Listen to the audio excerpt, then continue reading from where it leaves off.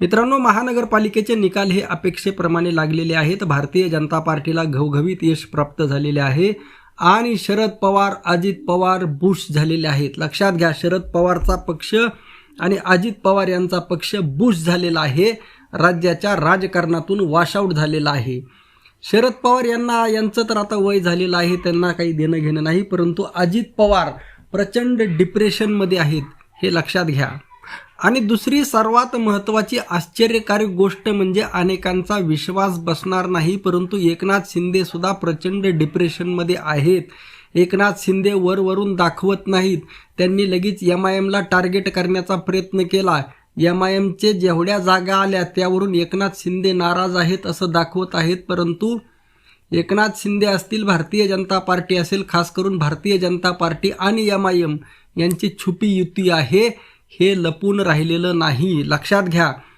आणि यांना लक्षात ठेवा, यांना धार्मिक ध्रुवीकरण करायचं आहे. MIMला फायदा होतो, भारतीय जनता पार्टीला फायदा होतो.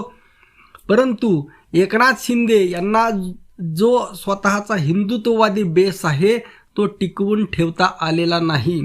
आणि त्यामुळे आता येणाऱ्या काळामध्ये एकनाथ शिंदे अजून जास्त आक्रमक पद्धतीने हिंदुत्व मांडण्याचा प्रयत्न करतील, परंतु तोपर्यंत वेळ निघून गेलेली असेल. लक्षात घ्या, राज्याच्या राजकारणामध्ये फार महत्त्वाच्या घडामोडी झालेल्या आहेत. भारतीय जनता पार्टीचं यश याबाबत बोलण्याची गरज नाही, कारण भारतीय जनता पार्टीकडे सगळंच आहे. सगळ्यात पहिली गोष्ट म्हणजे आवश्यक असणारी गोष्ट म्हणजे आहे पैसा, पैसा, पैसा. दुसरी गोष्ट म्हणजे प्रशासन. लक्षात ठेवा, यांनी पूर्णपणे प्रशासनावर RSSचा राष्ट्रीय स्वयंसेवक संघाचा कब्जा आहे आणि त्या माध्यमातूनच त्यांनी सत्ता कॅप्चर केलेली आहे. न्यायपालिका असेल किंवा जे खास करून जे ॲडमिनिस्ट्रेशन, ज्याला आपण IAS कॅडर म्हणतो, IAS IPS कॅडर जे म्हणतो, या लोकांनी मिळून पूर्णपणे सत्तेवर नियंत्रण मिळवलेलं आहे. आणि ज्या वेगवेगळ्या आता सत्ता आल्यानंतर ज्या शासकीय ज्या वेगवेगळ्या संस्था आहेत या पूर्णपणे RSSने स्वतःच्या ताब्यामध्ये घेतलेल्या आहेत. त्यामुळे पैसा आहे, प्रशासन आहे आणि केंद्रामध्ये सत्ता आहे. त्याद्वारे ED, इन्कम टॅक्स, CBI वगैरे सगळं काही भारतीय जनता पार्टीच्या अंडरखाली आहे.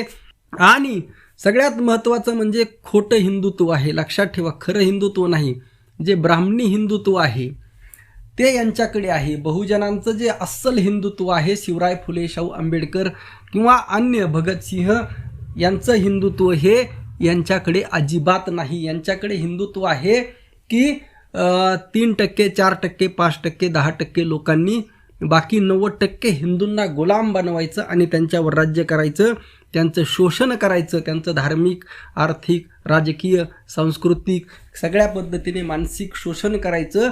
हे जे हिंदुत्व आहे, हे जे सनातनी हिंदुत्व आहे, या हिंदुत्वाला आमचा सर्वसामान्य हिंदू बळी पडतो.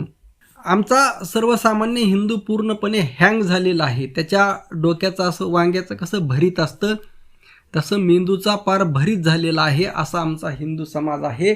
आणि त्यामुळे लक्षात घ्या, ही भारतीय जनता पार्टीची ताकद आहे. अंधश्रद्धा ही भारतीय जनता पार्टीची ताकद आहे. अज्ञान हे भारतीय जनता पार्टीची ताकद आहे.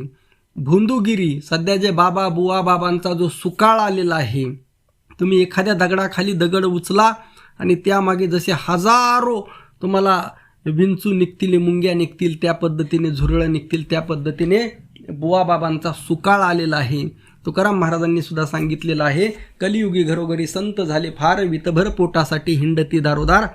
अशा बुवा बाबांचा सुकाळ, अधर्माचा सुकाळ, पाखंडाचा सुकाळ, यामुळे भारतीय जनता पार्टीचं हे यश आहे.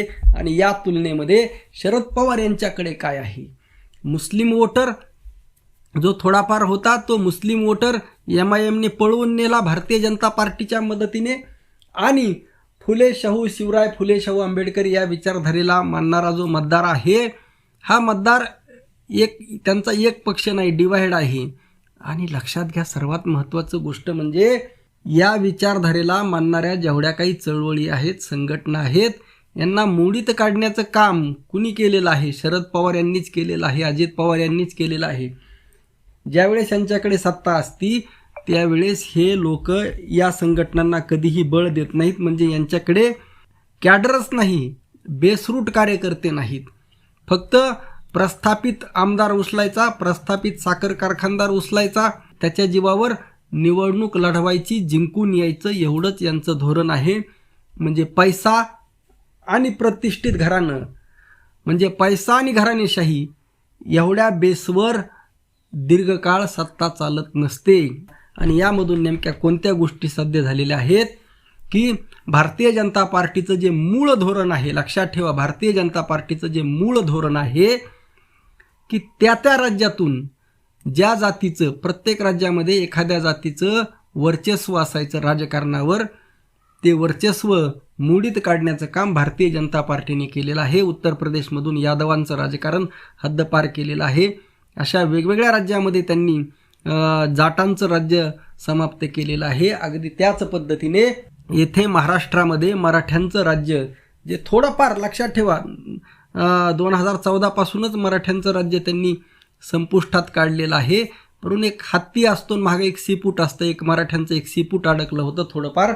आता ते सुद्धा छाटण्याचं काम भारतीय जनता पार्टीने या निवडणुकीच्या माध्यमातून केलेलं आहे.